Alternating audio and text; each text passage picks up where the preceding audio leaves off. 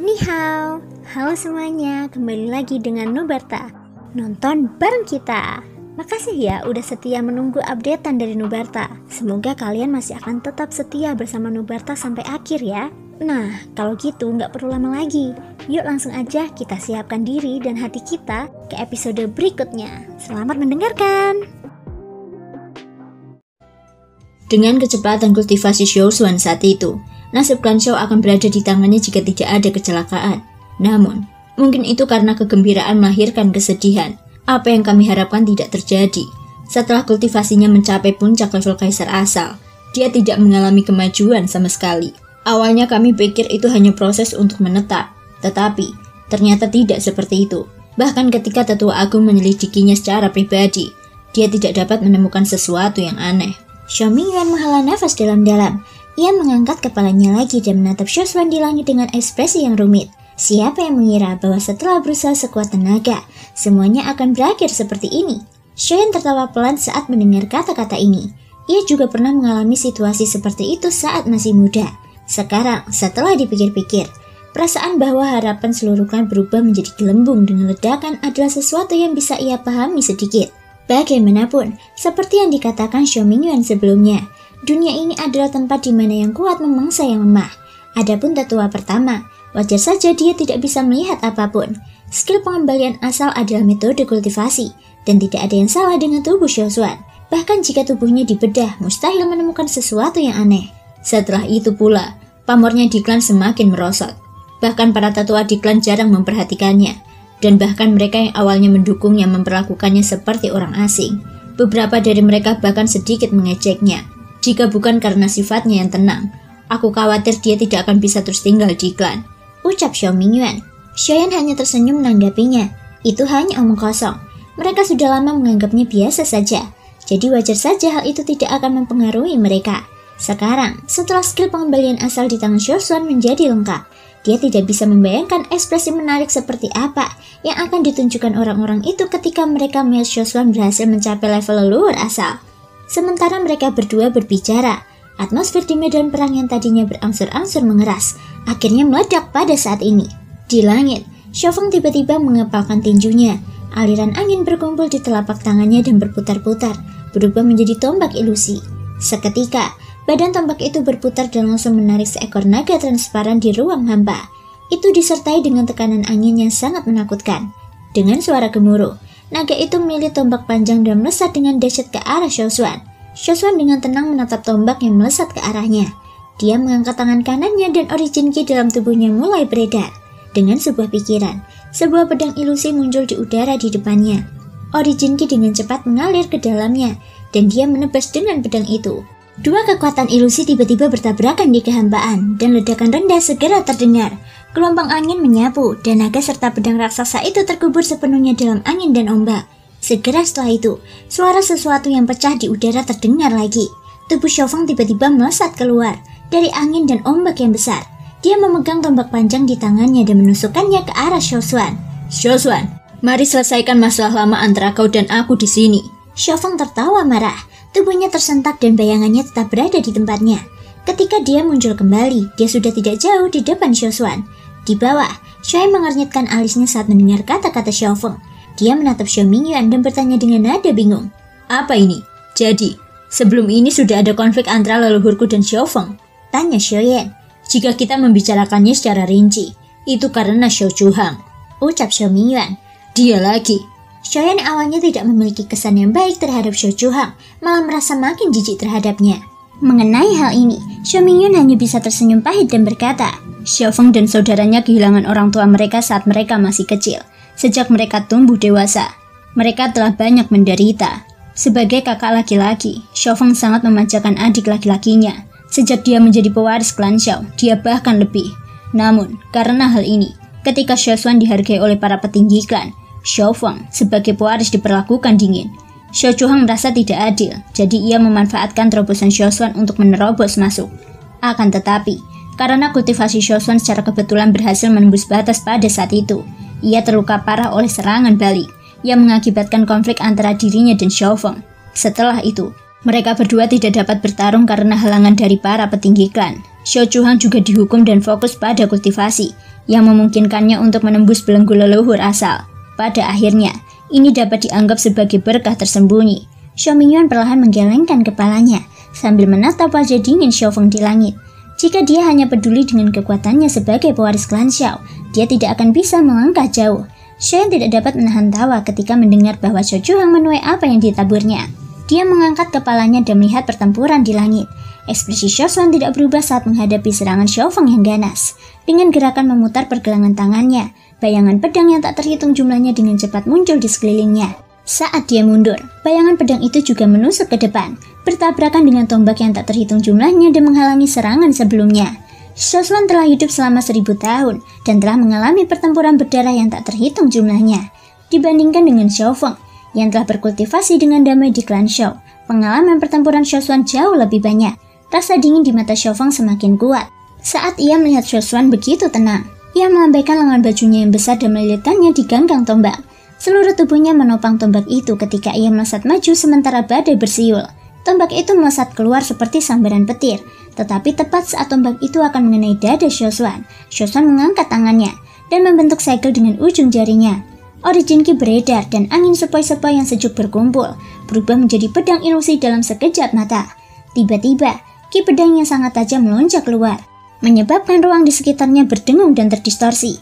Secercah keterkejutan langsung muncul di wajah tua Xiao Mingyuan saat ia menyadari aura pedang tersebut. Tombak tak kasat mata itu bertabrakan dengan badan pedang, menghasilkan suara benturan yang tajam. Pada saat yang sama, Ki pedang pada tombak melesat keluar di sepanjang kedua sisi badan tombak, merobek ruang dan langsung menuju wajah Xiaofeng. Ketika pedang Ki melesat, ekspresi Xiaofeng berubah. Dia tidak peduli lagi dengan tombak itu. Dia melambaikan lengan bajunya dan melepaskan tubuh tombak itu. Hembusan angin menutupi lengan bajunya dan menghalangi pedang Ki. Pada saat yang sama, Xiao Xuan memutar pergelangan tangannya dan pedang ilusi di depannya bertabrakan dengan tombak. Kemudian, tombak itu tiba-tiba hancur berkeping-keping, berubah menjadi pusaran angin yang tak terhitung jumlahnya yang tersebar ke segala arah. Xiaofeng, karena senjatamu telah hancur, aku yakin pertempuran ini seharusnya berakhir. Sambil tersenyum tipis, Xiao Xuan mundur dan mendarat di tanah di bawahnya. Ketika Xiaofeng kembali sadar, dia sudah melihat tombaknya hancur. Jika kau ingin mengakhiri pertempuran ini, kau harus mengalahkanku. Dengan suara gemuruh rendah, tubuh Xiaofeng di udara bergetar hebat. Origin Ki melonjak keluar dari tubuhnya dan dalam kehampaan di sekitarnya. Tirai tak terlihat yang terdistorsi terbentuk dengan cepat. Kemudian dia mengangkat tangannya ke dadanya dan mengaitkan jari-jarinya dalam sebuah segel. Hembusan angin juga berkumpul di atas kepalanya. Ini adalah amarah Dewa Angin. Ekspresi Xiao langsung berubah saat melihat pemandangan di ruang hampa. Segel yang digunakan Xiaofeng tidak berbeda dengan yang digunakan Xiao Zhuhang di kota Xiao sebelumnya. Tidak diragukan lagi, itu adalah kemarahan Dewa Angin. Namun, tidak apa-apa jika itu hanya pertempuran sebelumnya. Begitu kemarahan Dewa Angin digunakan, kemungkinan Xiao Xuan akan kesulitan menahannya mengingat kultivasinya saat ini. Xiaofeng, pertempuran ini tidak ada artinya sejak awal. Mengapa kamu masih melibatkan diri terlalu jauh? Kamu harus tahu bahwa kamu akan dihukum berat jika kamu melukai anggota klanmu tanpa alasan. Entah karena rasa bersalah yang dirasakan terhadap Xiao Xuan, atau karena keberadaan Xiaoyan, nada bicara Xiao Mingyuan bahkan lebih keras. Namun, bagaimana mungkin Xiaofeng mau berhenti begitu saja? Panatua ketiga, sampai sekarang, aku belum pernah mengaku kalah. Dan aku juga belum kehabisan tenaga. Oleh karena itu, pertempuran ini belum berakhir, dan tidak dapat dianggap sebagai melukai seseorang tanpa alasan. Xiao Xuan, jika kau ingin mengakhiri pertarungan ini, salah satu dari kita harus gugur. Angin amarah dewa. Tekanan yang besar dan dahsyat yang dipenuhi aura agung menyebar. Ekspresi para penjaga di sekitarnya berubah drastis. Banyak tokoh dengan cepat mundur. Bahkan beberapa tetua yang mengamati pertempuran dari jauh menganggukkan kepala sedikit sebagai tanggapan terhadap tekanan ini. Terlepas dari seberapa sombongnya karakter Xiaofeng, tidak perlu mengatakan apapun tentang kekuatannya. Di bawah Xiaoyan melangkah maju dan menghalangi di depan Xiao Xuan. Tekanan kuat yang tidak kalah dari sebelumnya menyebar. Seketika, ekspresi semua orang yang hadir berubah drastis. Apakah dia akan menyerang? Menatap Xiaoyan yang hendak menyerang, cahaya dingin melintas di mata Xiaofeng. Aura di tubuhnya juga menjadi semakin kuat. Namun pada saat berikutnya, tepat saat Xiaoyan hendak menyerang, tangan Xiao Xuan menghentikannya sekali lagi. Wajah Xiao Xuan masih tenang. Sebelum Xiaoyan sempat berbicara, Xiao Xuan berkata perlahan, "Kamu telah mengalami masa sulit selama ini. Beristirahatlah dengan baik. Biarkan aku mengakhiri perjuanganku sendiri." Setelah mengatakan itu, Xiaoshuan melangkah maju tanpa memperdulikan ekspresi wajah Xiaoyan. Kemudian, di bawah tatapan orang-orang di sekitarnya, dia perlahan mengangkat tangan kanannya. Saat dia menyatukan dua jari, ekspresi Xiao Mingyuan tiba-tiba berubah. Dia mengangkat kepalanya dan melihat ke atas. Pada saat ini, sebuah tornado besar telah terbentuk di atas kepala Xiaoshuan. Dan kemudian, dengan lambaian jari pedangnya, tornado besar di atas kepala Xiaoshuan berubah menjadi bayangan ilusi besar. Itu adalah amarah Dewa Angin. Bagaimana ini mungkin? Dia bahkan belum membentuk segel tangan apapun. Di medan perang, ekspresi para penjaga di bawah berubah drastis ketika bayangan ilusi di atas kepala Xiaoshuan terbentuk dalam sekejap mata. Mereka tidak bisa menahan diri untuk tidak berseru kaget, terutama ketika mereka melihat bahwa Xiaoshuan telah membentuk kemarahan Dewa Angin dalam sekejap. Hati mereka dipenuhi dengan ketidakpercayaan. Wajah tua Xiao Mingyuan juga dipenuhi dengan keheranan. Namun, dibandingkan dengan generasi muda klan Xiao, dia mengerti bahwa meskipun kemarahan Dewa Angin adalah dua skill klasik, bukan tidak mungkin untuk membentuknya dalam sekejap. Tetapi, selain membutuhkan sejumlah besar origin ki untuk mendukungnya, pemahaman seseorang tentang kemarahan Dewa Angin pasti telah mencapai tingkat yang tidak dapat dicapai kebanyakan orang. Hal ini membuat hati Xiao Mingyuan semakin terkejut. Dengan cemberut dan desahan yang dalam, tubuh lelaki tua itu tak kuasa menahan gemetar. Sepasang matanya yang tua sedikit merah saat ia menatap Xiaoshuan. Benar-benar, takdir membodohi orang. Di sampingnya, Xiaoyan juga merasakan gelombang keterkejutan saat melihat reaksi Xiaoshuan. Tampaknya dia telah meremehkan leluhurnya. Dia tidak bisa menahan diri untuk tidak mengejek dirinya sendiri dalam hatinya.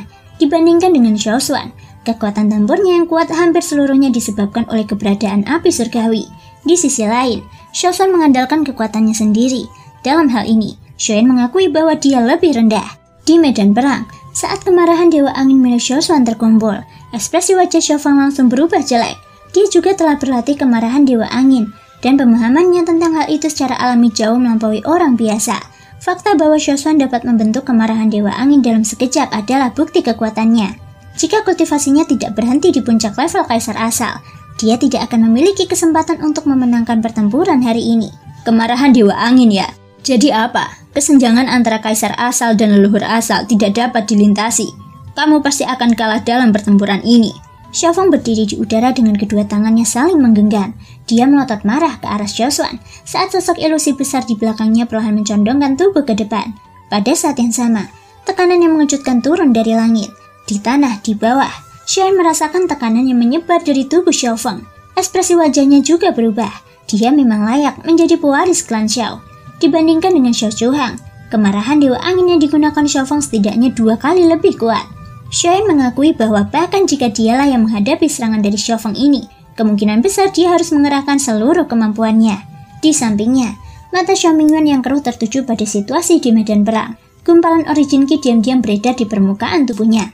Begitu situasinya berubah, dia akan segera mengambil tindakan. Apapun yang terjadi, dia harus memastikan keselamatan Xiaoshuan. Kemarahan Dewa Angin. Suara Xiaofang bergema di langit. Sudah ada cukup banyak orang berdiri di kedua sisi jalan dan di pavilion. Kebanyakan dari mereka adalah para tetua klan Xiao. Mereka sudah menduga dalam hati mereka bahwa jika Xiao Mingyuan tidak turun tangan, kemungkinan hanya Xiaoyan di sisinya yang akan mampu menghalangi serangan Xiaofang. Tekanan angin yang mengerikan menghantam wajah kerumunan di bawah dengan ganas, menyebabkan beberapa orang mundur. Beberapa bahkan jatuh terduduk, tidak mampu menahan tekanan angin. Bahkan Xiaoyan pun memasang ekspresi serius di wajahnya saat ini. Origin ki di tubuhnya bersirkulasi dengan cepat, seolah-olah dia sudah siap untuk bertindak.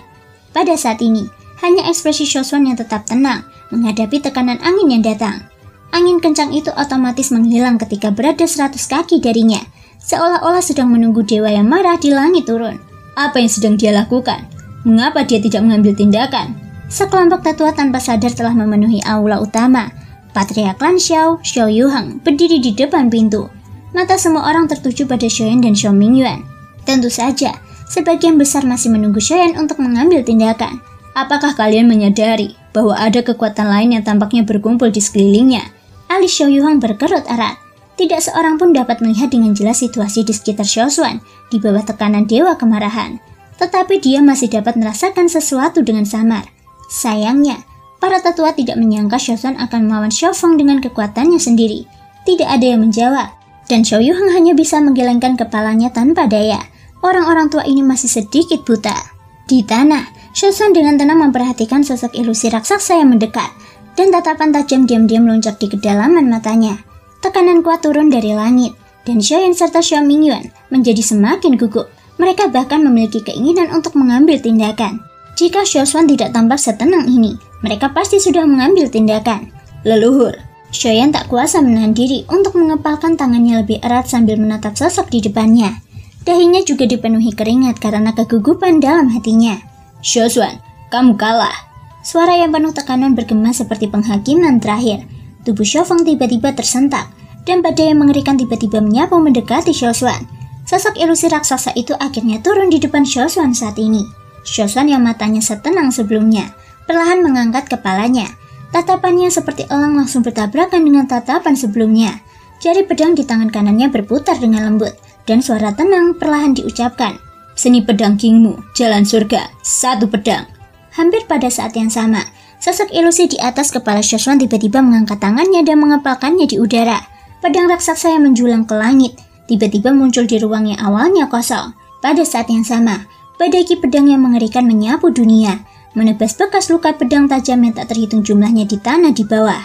Pada saat ini, semua orang yang hadir, termasuk para tetua yang berdiri di depan aula utama dan Xiao Yuhang, mengalami perubahan ekspresi yang drastis. Semua orang menatap pemandangan itu dengan mata terbelalak, dan hati mereka dipenuhi dengan keterkejutan. Hanya beberapa saat kemudian mereka tidak dapat menahan diri untuk tidak berteriak tanpa sadar. Ini adalah jalan pedang agung. Teriakan Xiaoshuan juga terdengar di langit.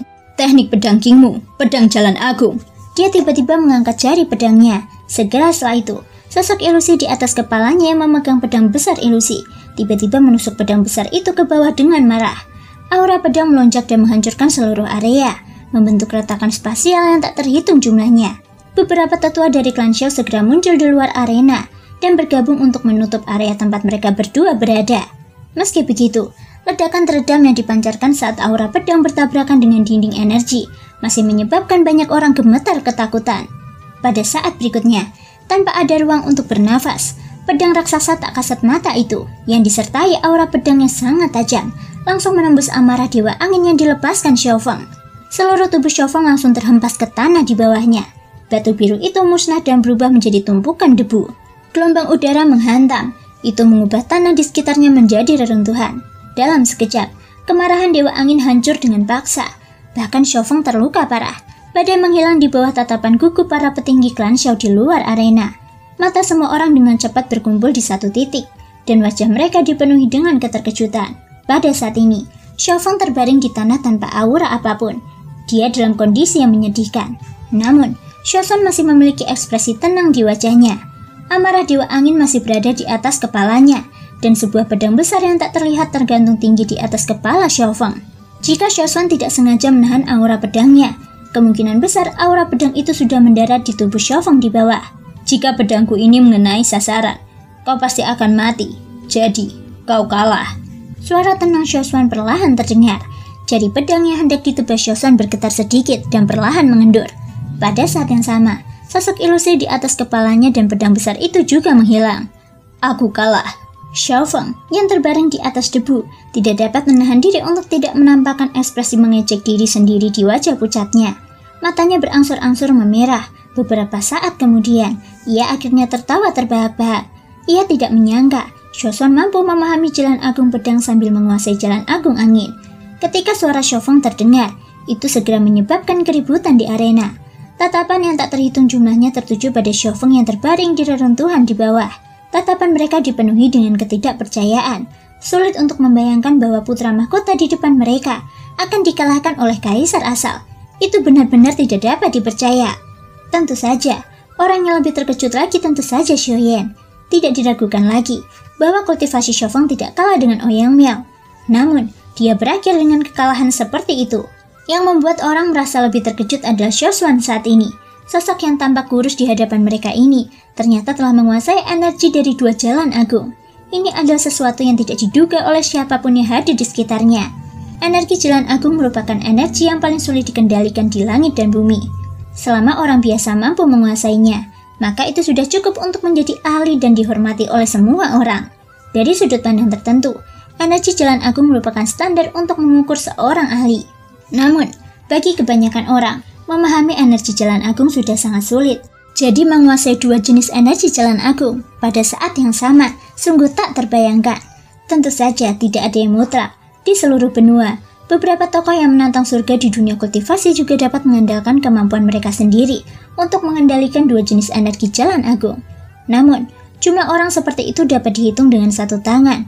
Kebanyakan dari mereka adalah para ahli yang telah membuat nama untuk diri mereka sendiri di benua itu bertahun-tahun yang lalu, atau murid inti dari kekuatan super tersebut. Begitu yang terakhir matang, dia pasti akan menjadi ahli yang berdiri di puncak benua di masa depan. Shoswan sebenarnya telah menguasai dua jenis energi jalan agung. Begitu berita ini menyebar, itu mungkin akan menyebabkan kegemparan besar di wilayah tengah. Beberapa tetua klan Shao yang hadir tanpa sadar menggelengkan kepala ketika mereka memikirkan hal ini. Bahkan Xiao Mingyuan yang berdiri di samping Xiaoyan memiliki ekspresi pahit di wajah tuanya. Dia secara alami mengerti apa artinya memiliki dua jenis kekuatan jalan agung. Wajah Shoswan pucat pasi.